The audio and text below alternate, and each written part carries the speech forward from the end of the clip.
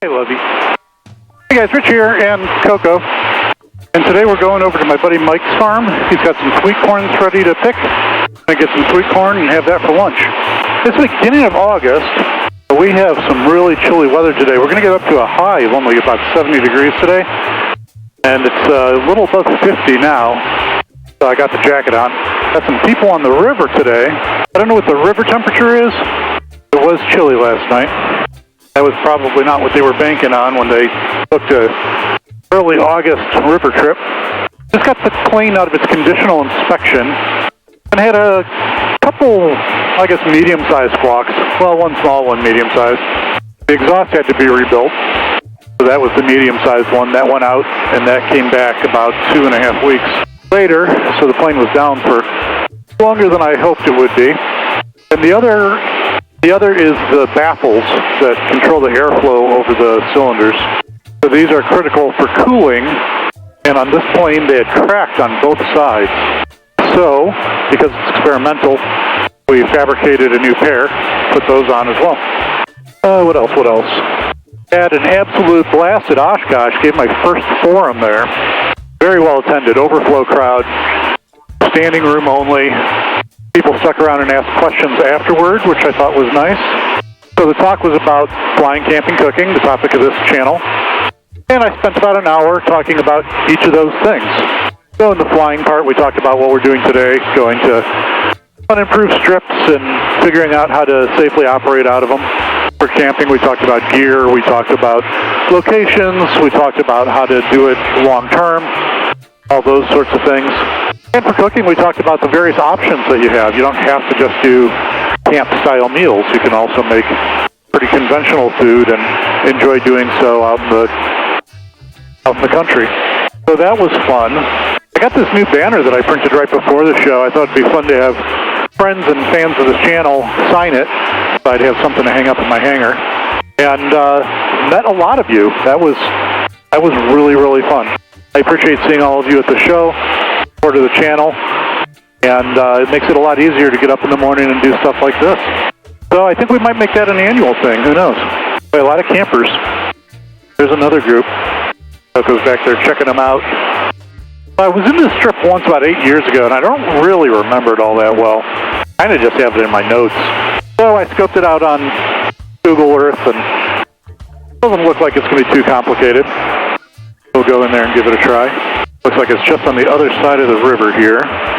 Got to adjust Coco's headgear there. Maury traffic, Yellow Husky, turning left base, runway 28, hey, full stop, Maury. All right, we're coming right up on it. Man, it seems like every sandbar has campers on it. I guess that's not literally true, but there's a lot of them. Okay, so we're going to do our standard kind of new strip inspection because I haven't been here in so long. So we're flying directly over the top, right out here in front of us. Somewhere. There it is. A windsock. But comparing GPS speeds to ground speeds, looks like we're into the wind right now. But he does have a windsock. It was under my nose when I said that before.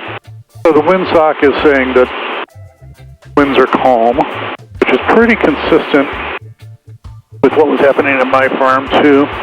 So I use this tree line as my downwind, but that didn't work out very well.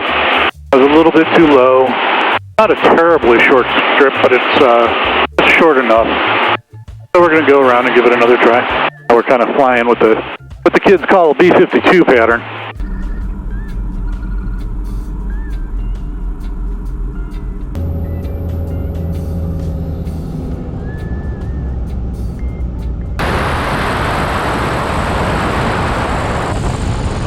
And I missed some mole holes, I guess? Not sure what those are. They're deep, though. I saw them from the air, and I wasn't quite sure, but now I see them.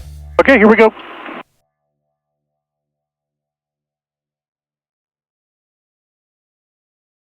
This morning I was supposed to be recording a quick video for this product Plane Perfect has called One.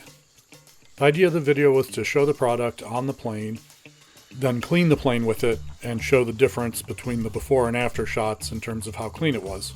Unfortunately, the product works so well that I couldn't actually do the after shot because the product wouldn't stay on the airplane. So after being frustrated for a few minutes, I realized that this itself was actually a pretty compelling testimony about the quality of the product. The name 1 comes from the fact that it's designed to be used on any surface. So you can use it on your leading edges, on your windshield, on your cowl, on your fuselage, whatever you want to. One product, all surfaces. So give it a try, I think you'll like it. So far we've had record-setting rains here in Wisconsin. Records at my airport go back to 1947, and we've had more rain this summer than any year since. About half the corn on our farm had to be replanted. But Mike's corn is looking great. He did 3 plantings this year, spaced 2 weeks apart to give consistent corn to harvest as the summer progressed. Even fresh off the stalk, the stuff is tasty. He said our mutual friend Jeff would drop in and eat as much in the field as he took home to cook. I can see why. Corn has been domesticated for nearly 10,000 years now, but it's only in the past few decades that the genetics have been understood well enough to create the super sweet corn with a long shelf life that we enjoy today. Okay, back at the farm and ready to cook. We've got a good fire going and some water boiling while Chamoy helps me shuck the corn. Definitely the simplest dish you'll see here. We're throwing the chaff on the fire just to get rid of it. The corn is completely edible without cooking, but the traditional serving method of topping with butter, salt, and pepper demands warm corn. So into the pot it goes. Once warmed, the butter, pepper, and salt goes on, and I get to taste it. I did eat an ear in the field while picking, and it was delicious, but this is even better. It's just a great, simple snack with the sweetness of the corn blending well with the umami from the butter and the salt amplifying all the flavors.